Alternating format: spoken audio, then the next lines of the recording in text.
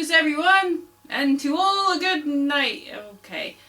Merry Christmas, everyone. I'm your host, Movie and TV Mistress, and this is the wonderful world of movies and TV. Well, dodgy movies and TV. But this week, and for Christmas Day, I've decided to get involved in the long-running debate of whether or not a couple of action films from the 80s might be considered Christmas movies. Now, I have always believed that they are. I love the fact that they are in Christmas top 10s, Christmas 100s, and you will find them in the Christmas section of DVD shops with special Christmas covers every year. I'm talking specifically about Die Hard. But of course, Die Hard 2 is also a Christmas film, as is Leathal Weapon. Why? They're set at Christmas. Okay, true, they're in LA. Well, the second Die Hard's in New York. But they are Christmas. They start at Christmas. There's Christmas music throughout. There's decorations. It's all about getting the family together and defeating the evilness of consumerism. No. And not being a Grinch. No. Lethal Weapon was released, I believe, in March. So, not a Christmas movie then. How many Christmas movies have actually been released at Christmas? Die Hard. Not a Christmas movie. Set at Christmas, I will give you. But how many people say Die Hard 2 is a Christmas movie? Because it's set in an airport, up in the States. But people don't consider that a Christmas movie. They just go, oh, Die Hard 2, Die Harder. Excuse me. I consider Die Hard and Die Hard 2 and Lethal Weapon Christmas movies. No. And even Mel Gibson said it was released in March. How the hell is that a Christmas movie? And I will again repeat. How many Christmas movies that are considered Christmas movies have actually ever been released at Christmas time? Yes, they are shown at Christmas time. But were they ever originally released at Christmas time? So therein lies the rub. Therein lies the rub. It's a generational thing. Things become Christmas movies because different generations watch it for so many years that it becomes endemic in their families and their generations to watch that movie at Christmas. Hey presto, Die Hard, not a Christmas movie. Right. Okay. I do not consider the following movies Christmas films. Okay. I do not consider Bridget Jones's Diaries as Christmas movies, even though they start and end at Christmas. Because it's not. I don't even consider any of the sequels of that. They're just romantic comedies. Correct, I would agree. And I don't consider The Wizard of Oz a Christmas film because it's not set at Christmas. Now that's where you're wrong. Just because it's shown at Christmas, you cannot claim it's a Christmas It's the movie. generational thing. Then you'd be considering Jaws to be a Christmas movie and No. Back to the Future to be a Christmas movie. No, there's a difference. No, there's a difference. The Great Escape to be a Christmas movie. No, there's a difference. And I'll keep going because the problem is, this comes down to simply that. It's up to each person's own opinion of what they consider a Christmas movie. It's generational. It is up to each person's own interpretation of what they class as a Christmas movie. So for people like myself and certain generations who really I know I said that, but just let me finish. You just said it was generational. I said certain generations. There you go. So you admit it is generational. Let me finish, mister. Sorry, missus. Anywho. For people like myself who grew up in the 80s, yes, it is a generational thing. Okay, we'll say that. But it's also up to interpretation. There are people from my generation who grew up in the 80s, like you say, that don't consider any of these action films to be Christmas films. They might even consider Jaws not to be a Christmas film. But why are they all shown at Christmas? And why do they get Christmas covers? Because it gets viewing figures. No Bond film, apart from one, which is celebrating its 50th anniversary this very week, No other Bond film is set at Christmas time. And yet Bond films are shown every Christmas, every New Year, every bank holiday, because people watch them. Doesn't make them Christmas movies. And I would say the same of The Sound of Music and The Wizard of Oz. But The Wizard of Oz is different because it's that much older. It's 70 years old also this year, as it happens. So let's talk about Die Hard, shall we? And let's get back on track and not debate what is and what isn't a Christmas film. And let me explain why I consider Die Hard to be a Christmas film. So first of all, as I said, both Die Hard and Lethal Weapon and Die Hard 2 all start off with Christmas music. It is involving a guy who is going to be alone at Christmas unless he can form a proper relationship with either his partner or his own wife. That's it. I mean, it is a story of a man fighting to have a family and to be with somebody at Christmas. But it's also about a criminal, kind of similar to a Grinch, let's say, who wants to steal or do naughty things with drugs and a lot of sex. You're funny. But if you think about it, Alan Rickman is the perfect human version of the Grinch. And then you've got some comical stuff that happens outside, and I would definitely say that the FBI agents and the cops outside, except for Reginald Val Johnson, Yeah!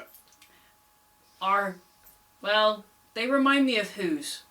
And if you've ever been to Universal Studios at Christmas and seen all the Who's walking around, definitely the FBI agents and the teacher from Breakfast Club are idiots like the Who's, but they are optimistic, sweet idiots that just want to have a good Christmas, and, well, they're no good at defeating the Grinch.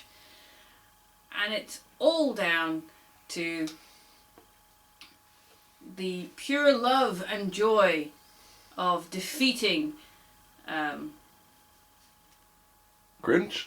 yeah, Alan Rickman, the Grinch. I'm making his heart grow while dropping him off the top of the mountain. Yes, while dropping him off a 40-story building. It's the best, Yes! best shot in the film. And he didn't know it was also, coming. I will point out that there are Christmas decorations you can buy of Mr. John McClane in that vent with the candle. Somebody has made little bits Lighter. with the lighter. Okay, yeah, sorry, did I say candle? Oops. Yeah. Lighter. Candle, you wouldn't want a candle in there. Light your farts. Anyway, so, that famous, you can get those for your treat. Yeah, come on to the coast. We'll have a good time. We'll have a few laughs. Have a few laughs. You can't even quote it right. Oh. Now, yes, Die Hard 2, to a lesser extent, some people don't consider it to be a Christmas movie, but Just as Christmassy. it is Just as Christmassy, but nobody... Actually, I would say it is more Christmassy. Why? Because the first movie was set in LA, and it doesn't snow in LA. But the second one's set in New York, and it snows in New York, and there's snow on the ground. I just find it really quite funny that Walter Peck, he will always be Walter Peck, regardless of the fact that he's a different character in, Die Hard, Die Hard 2. The fact that Walter Peck ends up in the second movie on the plane with Holly is just genius. And I love the fact that she punches him out. Because, well, he was the asshole of the 80s. Yeah, yes. Check out Ghostbusters as well. That's who I'm referring to. His character in Ghostbusters was Walter Peck. Yeah. Die Hard, Lethal Weapon, the 80s, Christmas films didn't have to be about giving presents. It had to be about trying to take a lonely man who had messed up, who had, destroyed his life and was on the verge of, divorce or suicide, and showing him that, like It's a Wonderful Life, that life goes on and you can turn that life around and, have a good Christmas. Kind of reaching. No, kind of reaching I am for not. that When it one. comes to Lethal Weapon, he clearly was on the verge of committing suicide, like Lethal Weapon, but that's... like Jimmy Stewart in Yeah, It's a but Wonderful that- Life. He that- turned it round, and he. But at the that end was of a the movie, totally different concept. Yeah. He was suicidal because he'd lost his wife, who he loved very much. That could happen at any time. And it didn't happen at Christmas that he lost his wife. It just was set at Christmas. Yes, but you're missing the point. Christmas time, as we all know, can be a very lonely time. It can be a depressing time when you are alone. And the one thing that you want to be is with your family. And if you've lost your family, for whatever reason, or you're on the verge of losing that family, you're going to fight ever so hard to try and have something because you don't want to be alone at Christmas. Who does? Not even the Grinch wanted to be alone at Christmas. So, these are my reasons for saying that they are Christmas movies. It's about men fighting to have a Christmas with a family that they love. Or is it just about redemption? Can it be both? Can't it just be both? Can't it be that for some people these are Christmas films and for some people they're just action films? Yes, it can be both. And I, myself, consider them Christmas movies. And I see the Christmas spirit in each of them. And I hope that you all are having a Merry Christmas and drinking a lot of whatever. Eggnog. No, who drinks eggnog? That's disgusting. Some people do. I drink a nice peach schnapps before lunch. Peach snaps. But Merry Christmas. Eat plenty. Be jolly. And be careful of baubles on the ground because, like I said last week, Yeah, they hurt. they hurt. They real hurt. And that's also why you should not walk around barefoot at Christmas or walk around barefoot in a partially constructed building. Yes. Yeah, never a good thing. And never get a bunch of terrorists who shoot out your windows. Not a good idea.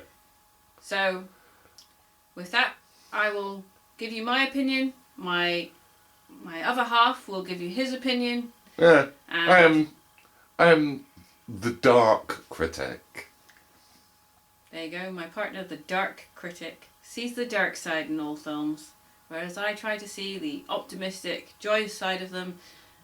But sometimes it can be hard to see that when the movies are so dodgy. But Die Hard 2 and Lethal Weapon deserve to be watched all year round, but especially at Christmas because they are, in my opinion, Christmas films. So, thank you for watching.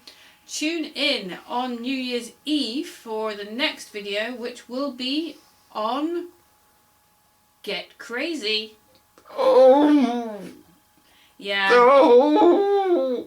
And thank you for watching this Christmas video of Die Hard, Lethal Weapon and Die Hard 2 Not Christmas movies, by the way. Christmas films. Just movies set at Christmas. Could you stop? Oh. I'm trying to end the video. I'm sorry. The debate is over. Oh. They can be both. I'm sorry. They can be both. You've suddenly turned into Robin Day. Whoever that is. Yeah. Okay, so goodbye from me, the movie and TV mistress, and goodbye from the Dark Critic over there who likes to shout. Thank you for watching. Like I say every week, hit the subscribe button and hit that notification bell to notify you when I upload. Comment down below and on Facebook, Instagram and Twitter, and all links are in the description below. And thank you for watching. And like I always say, there's a lot of dodgy movies out there, and 2020 is going to be full with a whole load more. Not mentioning cats at all. Oh, dear. Was that a hairball? Cats, Hebel. Thanks for watching. Merry Christmas! And to all a good night! Oh, the weather outside is frightful, but the fire is so delightful. And since we've no place to go, let it snow, let it snow, let it snow.